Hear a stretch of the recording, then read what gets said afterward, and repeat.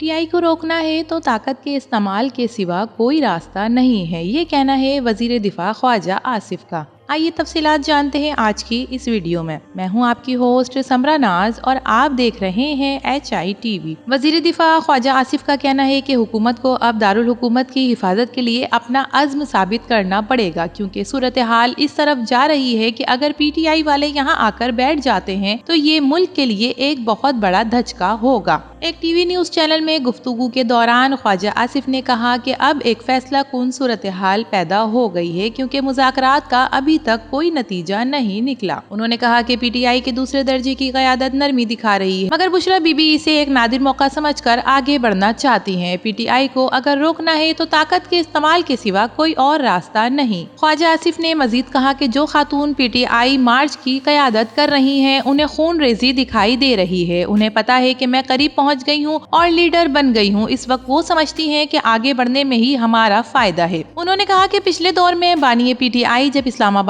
पहुंचे तो राना सनाउल्लाह ने पूरी ताकत का इस्तेमाल किया था और इस्लामाबाद पर हमला रोक दिया था। अब भी हुकूमत का अज़्म नजर आना चाहिए कि हमने हर कीमत पर इस दारुल हुकूमत का तहफ़्फ़ुज़ करना है। ख्याल रहे कि गुज़िश्ता रोज इस्लामाबाद में तहरीक इंसाफ एहतजाज मुजाहरे के दौरान श्रीनगर हाईवे पर शरपसंदों ने रेंजर्स एहलकारों पर गाड़ी चढ़ा दी थी, जिससे 4 रेंजर्स एहलकार शहीद जबकि 5 रेंजर्स और 2 पुलिस के जवान जख्मी हो गए। सिक्योरिटी सराय के मुताबिक अब तक 100 से जायद पुलिस एहलकार जख्मी हो चुके हैं, जिनमें मुतादिद शदीद जख्मी हैं। सिक्योरिटी सराय के मुताबिक आर्टिकल 245 के तहत पाक फौज को भी बुलाया गया है और वाज़ा किया गया है कि कानून तोड़ने वालों से आईनी हाथों से निपटा जाएगा, जबकि इंतशार फैलाने वालों को मौके पर गोली मारने के वाज़ा अहकामात दे दिए गए हैं। नोटिफिकेशन के मुताबिक आर्मी को किसी भी इलाके में अमन और अमान की सूरत हाल बरकरार रखने के लिए कर्फ्यू लगाने के इख्तियारात भी तफवीज़ किए गए हैं। वज़ीर दाखिला का पुलिस एहलकार के कत्ल का मुकदमा PTI क़यादत के खिलाफ दर्ज कराने का ऐलान किया गया है। इस्लामाबाद में मीडिया से बातचीत करते हुए उन्होंने कहा कि शौदा की फैमिली से वादा है कि उनका खून रायगा नहीं जाने देंगे। जिन लोगों ने एहतजाज की कॉल दी, जिन्होंने लोगों को बुलाया, इन सब को नहीं छोड़ेंगे। ख्याल रहे कि पाकिस्तान तहरीक इंसाफ PTI के कारकुनों ने मुबैना तशद्दुद से जांबाग पुलिस कांस्टेबल मुबश्शिर की नमाज जनाजा पुलिस लाइन में अदा कर दी गई। नमाज जनाजा में वजीर दाखिला मोहसिन नकवी, IG पंजाब समेत आला पुलिस क़यादत भी शरीक हुई, जबकि वजीर आजम ने भी मुजाहिरीन की जानिब से पुलिस एहलकार को शहीद करने की मजम्मत की है। इंटरचेंज के करीब मुबैना तौर पर तहरीक इंसाफ के कारकुनों के तशद्दुद से जांबाग पुलिस कांस्टेबल मुबश्शिर का ताल्लुक मुजफ्फरगढ़ से था। 46 साला मुबश्शिर के 2 बेटियों समेत 3 बच्चे हैं। तहरीक इंसाफ के एहतजाज के दौरान हल्का इंटरचेंज के करीब मुबैना तौर पर तहरीक इंसाफ के कारकुनों ने पुलिस एहलकारों को तशद्दुद का निशाना बनाया था। वाक़े में जांबाग होने वाले 46 साला पुलिस कांस्टेबल मुबश्शिर तकरीबन 12 साल से पंजाब पुलिस में भर्ती थे।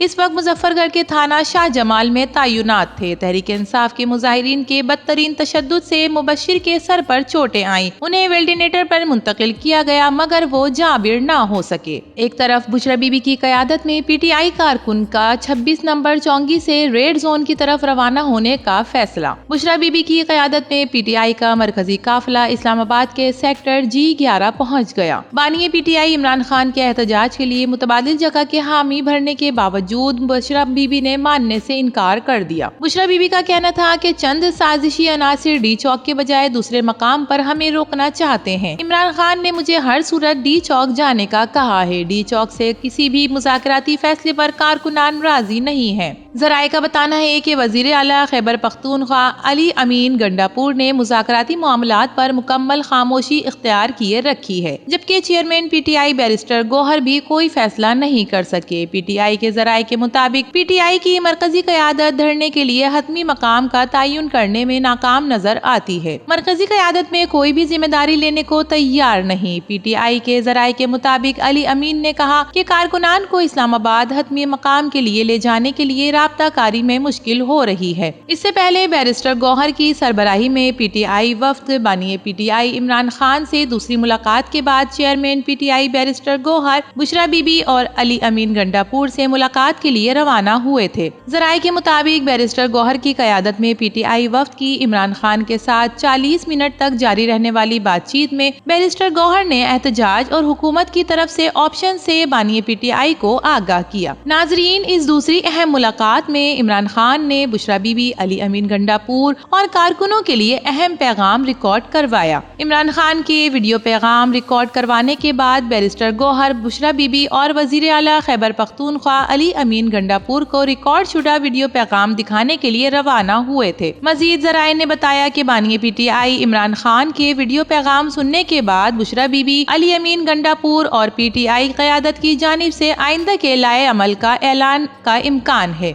जराये के मुताबिक इमरान खान के वीडियो पैगाम में हुकूमती तजावीज़ में से एक पर इत्तफाक किया गया है। वजीर दाखिला का कहना था कि PTI आला क़यादत मुलाकात के लिए 2 मरतबा अडियाला गई, उन्हें वहाँ भी भरपूर अप्रूवल मिल गई। चाहे दफ़ा 144 नाफिज करनी हो या हमें इंतहाई इक़दाम तक जाना पड़े, हम बता रहे हैं नुकसान हुआ तो हम जिम्मेदार नहीं होंगे। नाजरीन, इस जलसे के बारे में और बुशरा बीबी और अली अमीन गंडापुर के इस इक़दाम के बारे में आपकी क्या राय है? अपनी कीमती राय से जरूर आगाह कीजिएगा। वीडियो पसंद आए तो इसे लाइक कीजिए, HITV को सब्सक्राइब कीजिए। तो फिर मिलेंगे किसी और नई वीडियो के साथ, तब तक के लिए अल्लाह हाफ़िज़।